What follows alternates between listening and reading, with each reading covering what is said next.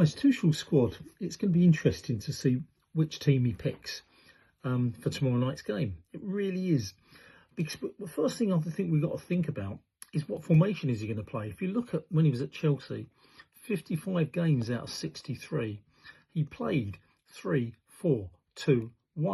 which is an odd, for some people, odd way of playing.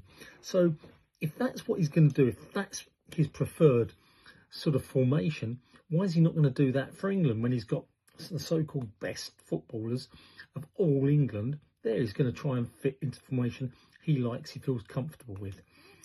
There are players missing. Saka, for instance, Palmer, for instance. He didn't pick Watkins, which, was odd, in my opinion.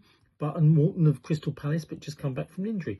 So there's possibly 4 players there that can come back into that squad. But you look at that on the basis of that formation, his back 3.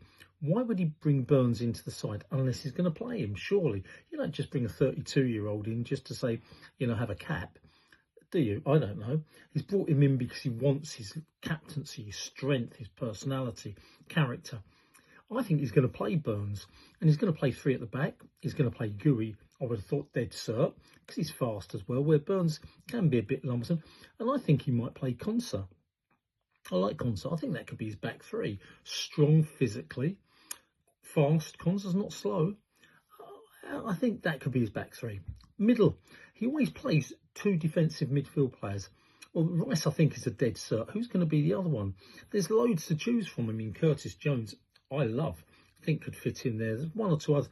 But why would he bring Henderson back unless he plays him? I think he's going to play Henderson and Rice together. Not what I would do, but watch out for that one. He plays 2 defensive midfield. And then he plays 2 wing backs. Well, Reece James, definitely, instead of Kyle Walker, unless he plays safe. And Kyle Walker, in my opinion, has lost his speed. Why would he bring Reece James back into the fold unless that's the guy he wants, who possibly was the best right fullback up until his injury? I know everyone goes on about Kyle Walker, but he was losing his pace. I think that's what he's going to do. And then on the left side, I'm not sure what he's going to do there. He's either going to play Gordon, which, is a sensible thing, because Gordon gets... But one thing Gordon doesn't defend brilliantly. I think he's going to play Gordon. But mark my words, I think he's going to give Skelly a try out on that position, okay? Because Skelly defends well and he gets up there.